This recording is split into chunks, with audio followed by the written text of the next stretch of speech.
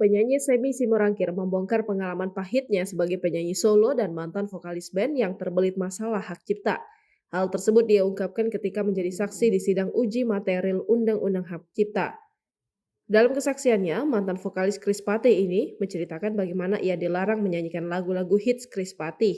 Padahal lagu tersebut justru yang membesarkan namanya di industri musik tanah air. Menurut Semi, larangan itu bukan sekedar wacana, melainkan muncul dari pihak yang sangat dekat dengan karya-karya tersebut, yaitu Badai, mantan keyboardis dan pencipta lagu-lagu Chris Patih. Masalah tak berhenti di situ, ketegangan semakin memuncak sejak Badai resmi hengkang dari Chris Patih pada 2016. Bukannya mereda, Semi justru harus menghadapi tindakan hukum yang lebih tegas. Sebagai vokalis yang turut membangun popularitas Chris Patih, Semi mengaku merasa kecewa dan tidak terima. Baginya, kontribusinya selama lebih dari 2 dekade di panggung musik patut dihargai, bukan justru membuatnya terjebak ketakutan.